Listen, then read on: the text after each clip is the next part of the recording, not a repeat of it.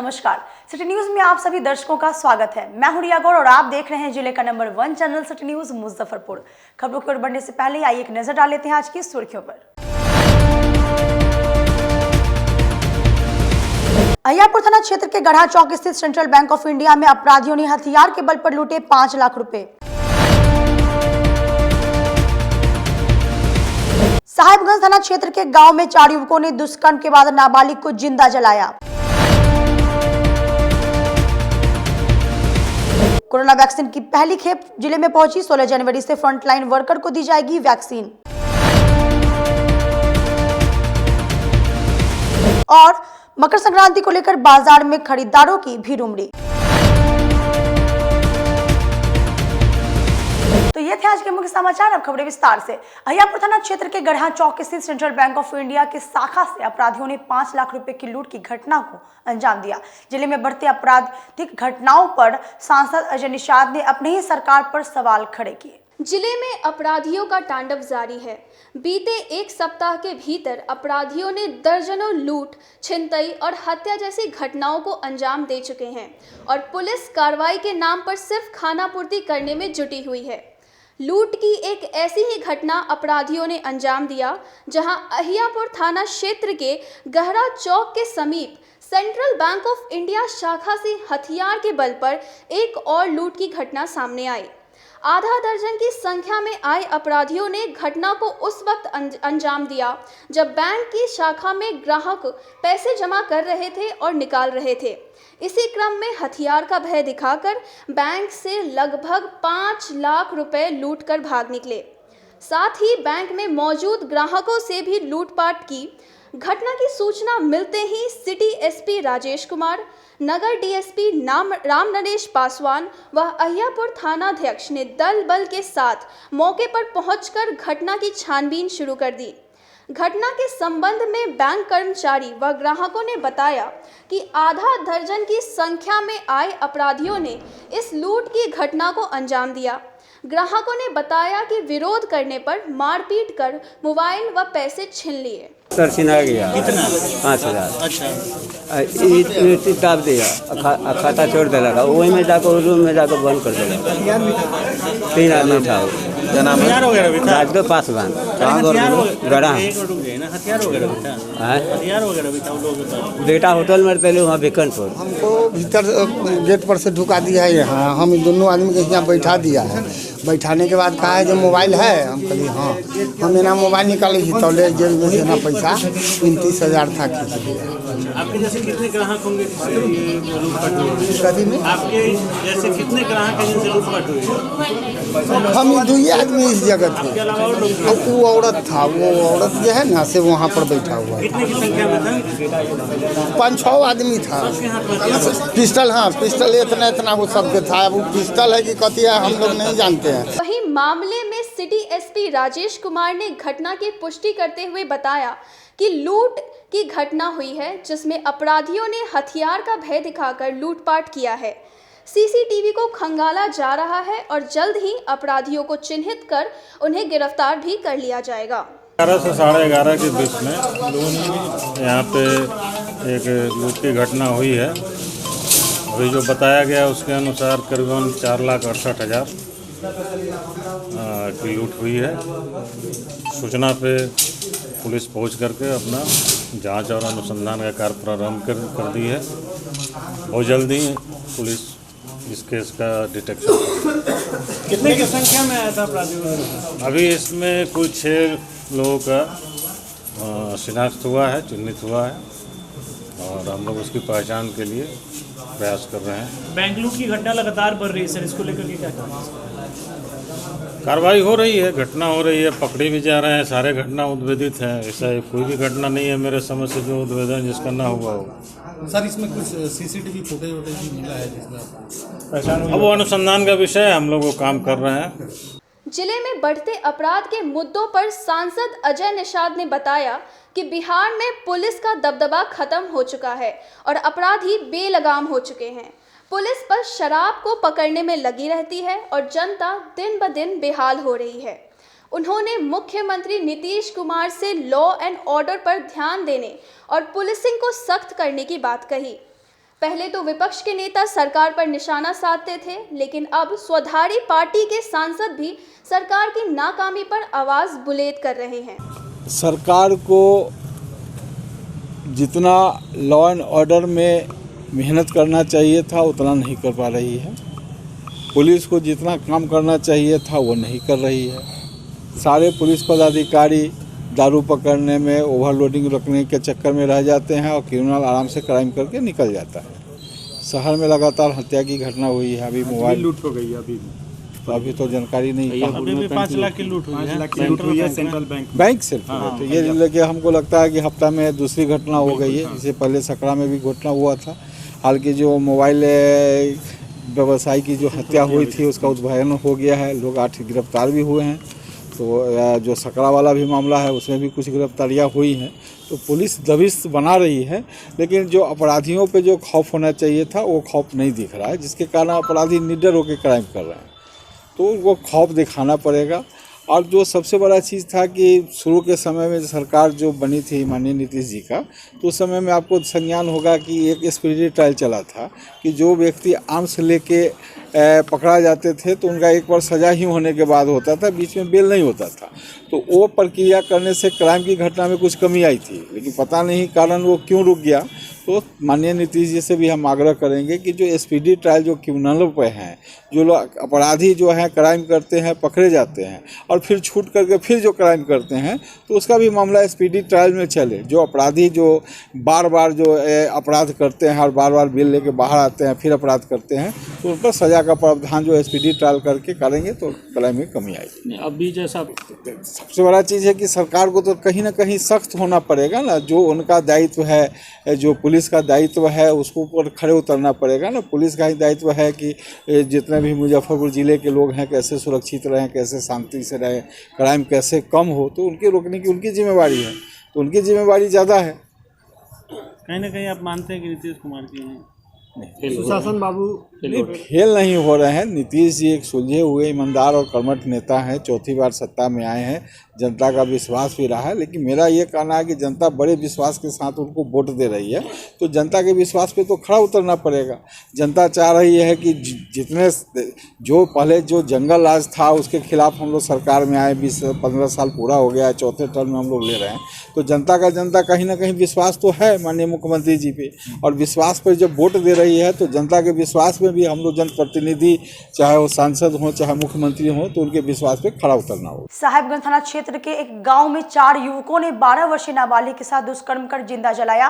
पूरी घटना पर एसएसपी ने सरिया एसडीपीओ को जांच कर कार्रवाई का आदेश दिया। जिले में साहेबगंज थाना क्षेत्र से दिल दहला देने वाली घटना सामने आई है, जहां गांव के ही 4 युवकों ने एक नाबालिग युवती को दुष्कर्म के बाद जिंदा जला दिया।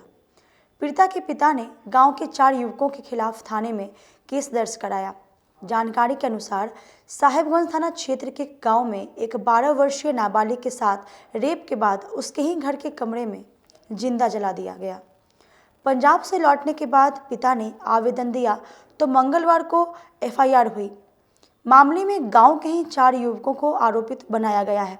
पीड़िता के शव का दाह संस्कार भी कर दिया गया। जानकारी के अनुसार पीड़िता गांव में अपने दादा दादी व बड़ी बहन के साथ रहती थी। पिता पंजाब में मजदूरी करते थे। इसी का फायदा उठाकर युवकों ने इस पूरी घटना को अंजाम दिया। मामले में एसएसपी जयंतकांत ने एसडीपीओ सरैया राजेश शर्मा को इसकी जांच का आदेश दिया है। घटना के संबंध में परिजनों ने बताया कि घटना 3 जनवरी की है, जहां आरोपियों ने सुबह 10 बजे पीड़िता के साथ उसके कमरे में रेप किया, फिर अपने साथियों के साथ उसे कमरे में ही जिंदा जला दिया। मेरे बच्चे को जला के मुआ दिया गया, उसके साथ दुष्कर्म हुआ है। अन्याय चाहिए, मेरे को न्याय चाहिए, न्याय चाहिए। फोटो वायरल किया है लोग, वीडियो कॉल से उसको संपर्क किया जाए कि वो कॉल को निकाला जाए, जो हमारा न्याय मिले। वहीं पूरे मामले में सरैया एसडीपीओ राजेश शर्मा ने बताया कि पीड़िता के परिजनों के द्वारा एक आवेदन दिया गया है। पुलिस को थोड़ा विलंब से सूचना दी गई। सूचना मिलते ही प्राथमिकी दर्ज कर आरोपियों की गिरफ्तारी के लिए छापेमारी की जा रही है। सभी बिंदुओं पर पुलिस अनुसंधान कर रही है। मनोरथ के हैं जिन्होंने आवेदन दिया है, उनकी लड़की के के साथ जो घटना घटी है उसके संबंध में उन्होंने आवेदन दिया है। आवेदन लेट से प्राप्त हुआ है हम लोगों को, और जैसे ही प्राप्त हुआ उस पर FIR दर्ज कर हम लोगों ने कार्रवाई शुरू कर दी है। आगे की रणनीति सबसे पहले तो हम लोग इसमें अरेस्टिंग के लिए लगे हुए हैं, है ना। छापेमारी की जा रही है, की भी गई है, और उसके बाद जो भी जितने भी बिंदु आ रहे हैं अनुसंधान के दौरान उन सबको देखेंगे हम लोग। देर होने का कुछ कारण समझ में आया?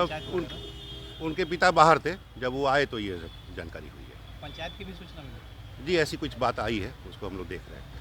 जिले में कोरोना वैक्सीन की पहली खेप सदर अस्पताल पहुंची। 16 जनवरी को फ्रंटलाइन वर्कर को वैक्सीन दी जाएगी। जिले में भी कोरोना वैक्सीन की खेप पहुंच गई है। शहर के सदर अस्पताल स्थित क्षेत्रीय कोल्ड चेन में 60,000 डोज कोरोना वैक्सीन आई है। यहां से 4 जिले वैशाली, सीतामढ़ी, शिवहर और मुजफ्फरपुर जिले के लिए वैक्सीन आई है। जिले में 10 जगहों पर वैक्सीनेशन की जाएगी। सदर अस्पताल, SKMCH, 6 ग्रामीण PSC और 2 निजी अस्पताल इसके लिए चयनित किए गए हैं। कोरोना वैक्सीनेशन के लिए ड्राई रन करके तैयारी पूरी कर ली गई है। जिला चिकित्सा पदाधिकारी डॉक्टर शैलेश प्रसाद सिंह ने बताया कि कोरोना का टीका मुजफ्फरपुर पहुंच चुका है। 60,000 टीका सदर अस्पताल में कोल्ड चेन में रखा गया है। 23,600 वैक्सीन मुजफ्फरपुर के लिए है। बाकी वैक्सीन वैशाली, सीतामढ़ी, शिवहर आदि जगहों पर भेजा जाएगा। 16 जनवरी को पहला टीका दिया जाएगा। जिले में 10 टीका सेंटर बनाया गया है। इसमें से 4 शहरी क्षेत्र और 6 देहाती क्षेत्र को शामिल किया गया है। शहरी क्षेत्र में SKMCH, सदर अस्पताल, प्रशांत और प्रसाद अस्पताल में सेंटर बनाया गया है। वहीं देहाती क्षेत्र में मीनापुर, कुढ़नी, मोतीपुर, गायघाट, बोचहा और कटरा में बनाया गया है। हम लोग 16 तारीख को जनवरी को वैक्सीनेशन के लिए पूर्ण रूप से तैयार हैं। यहाँ रीजनल स्टोर सेंटर भी है, जिसमें वैशाली, शिवहर, सीतामढ़ी का भी वैक्सीन स्टोर होता है, इसे सप्लाई होता है। और यहाँ पर वैक्सीन आज पहुँच चुकी है। वैशाली के लिए गाड़ी भी आ चुकी है, वहाँ भी जा रही है, और पर्याप्त मात्रा में वैक्सीन भी उपलब्ध है। हम लोग का जो मुजफ्फरपुर का डाटाबेस था, 20,000 का डाटाबेस तैयार है, और 23,600 का डोज हम लोगों को प्राप्त हुआ है। 10 जगह हम लोग वैक्सीनेशन कार्यक्रम शुरू कर रहे हैं, जिसमें 4 शहरी क्षेत्र है, जिसमें सदर अस्पताल, SKMCH और प्रसाद हॉस्पिटल, KDKM हॉस्पिटल। 6 ग्रामीण क्षेत्र हैं, जिसमें कुर्नी, मीनापुर, मोतीपुर और इधर बोचहा, कटरा, गायघाट में 16 को वैक्सीनेशन शुरू होगा। शाम तक हम लोग बदले के शाम तक सब वैक्सीन सब जगह उपलब्ध हो जाएगा। मृतक मोबाइल कारोबारी के परिजन से मुलाकात करने पहुंचे जाप सुप्रीमो पप्पू यादव ने सरकार पर जमकर बरसे। मृतक मोबाइल कारोबारी अभिषेक अग्रवाल के परिजनों से मुलाकात करने के लिए पहुंचे जाप सुप्रीमो पप्पू यादव ने परिवार के सदस्य से पूरी सहायता करने का वायदा किया। इस दौरान जाप सुप्रीमो ने सरकार पर सीधा हमला करते हुए कहा कि जिले में अपराध अपने चरम पर है। ये सारा अपराध दारूबंदी के कारण हो रहा है। दारू की कमाई से अपराधी बुलेट खरीद रहे हैं।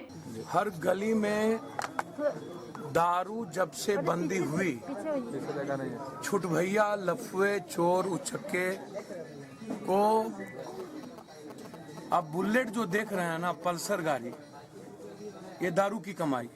समाहरणालय में सांसद अजय निषाद की अध्यक्षता में दिशा की बैठक की गई, जिसमें वैशाली सांसद समेत जिले के तमाम विधायक शामिल हुए। समाहरणालय सभागार में सांसद अजय निषाद की अध्यक्षता में जिला स्तरीय समन्वय एवं अनुश्रवण समिति दिशा की बैठक आयोजित हुई, जिसमें वैशाली की सांसद वीणा देवी, विधान परिषद दिनेश सिंह समेत जिले के सभी विधायक के साथ जिला परिषद अध्यक्ष और मेयर शामिल हुए।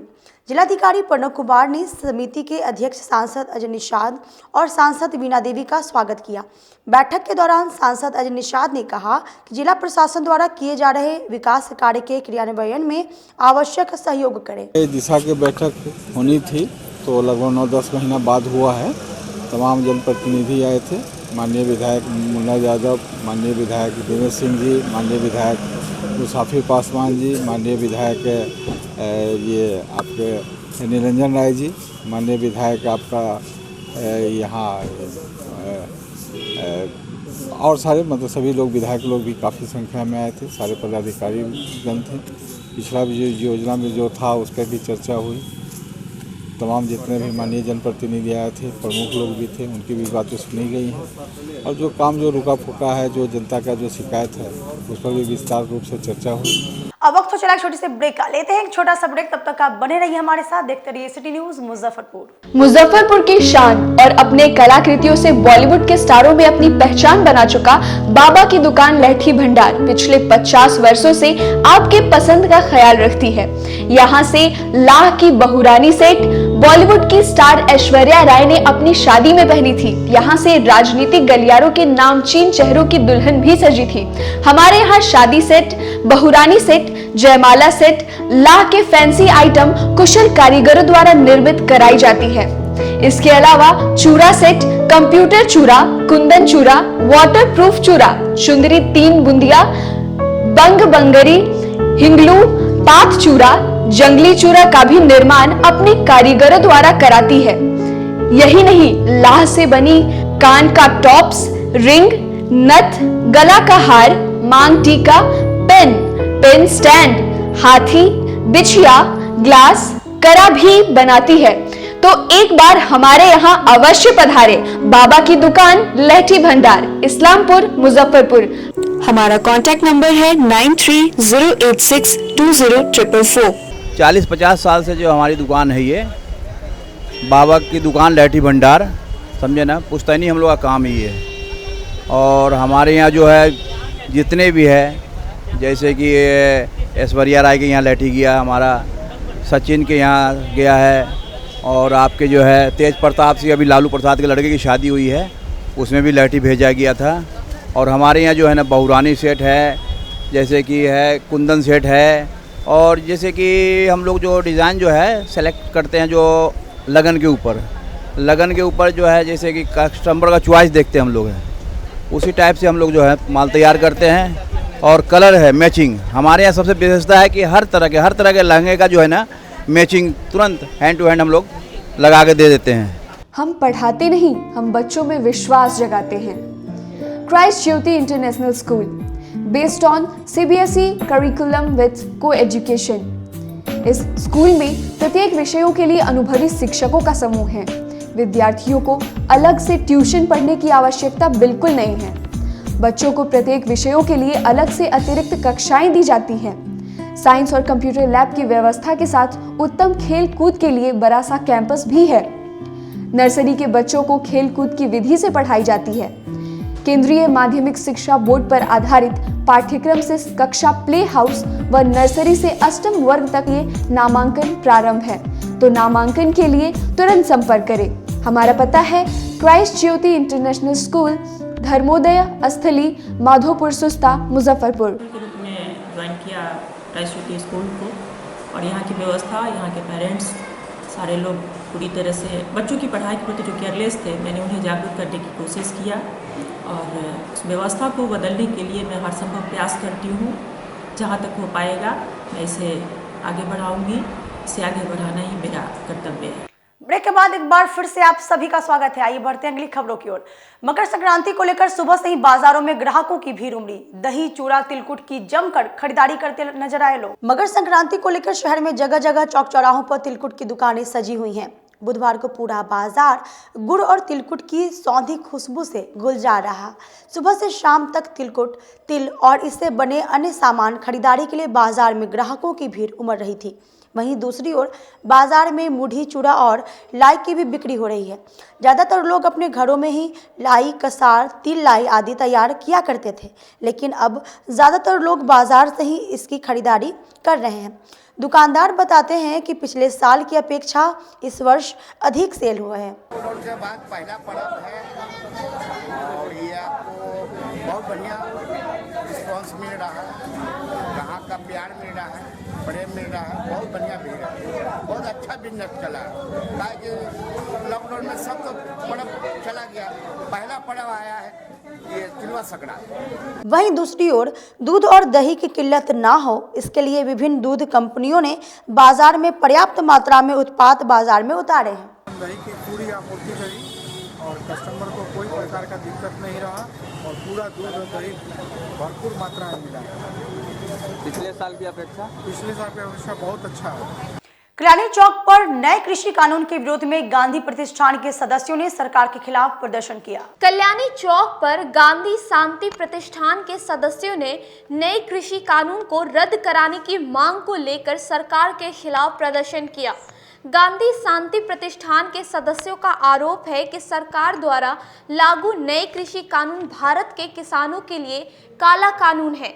प्रदर्शन करने के दौरान प्रतिष्ठान के सदस्यों ने सरकार विरोधी नारे लगाए और कहा कि अंग्रेजी हुकूमत के समय जिस प्रकार किसान अपने आप को महसूस कर रहे थे, उसी प्रकार नए कृषि कानून लागू होने के बाद अपने आप को महसूस कर रहे हैं। रात में किसानों के खिलाफ अंग्रेजी हुकूमत और जमींदारों ने जो जुर्म किया था, किसानी को मारने का जो यत्न किया था, उसकी पुनरावृत्ति आज इस देश की सत्ता के जरिए हो रहा है। जिला प्रशासन और नगर निगम कर्मचारी द्वारा इमली चट्टी चौक से महेश बाबू चौक तक अतिक्रमण हटाओ अभियान चलाया गया। शहर को जाम मुक्त कराने को लेकर जिला प्रशासन और नगर निगम प्रशासन द्वारा शहर में लगातार अतिक्रमण हटाओ अभियान चलाया जा रहा है। बुधवार को जिला प्रशासन और नगर निगम के कर्मचारियों द्वारा इमली चट्टी सरकारी बस स्टेशन से महेश बाबू चौक तक सड़क को अतिक्रमण मुक्त कराया गया। अतिक्रमण हटाओ अभियान के दौरान सड़क पर दर्जनों अवैध दुकानों को हटाया गया। आज के लिए बस इतना ही। कल फिर मिलेंगे कुछ नई खबरों के साथ। तब तक आप मुझे और मेरी पूरी न्यूज़ टीम को दीजिए इजाजत। नमस्कार।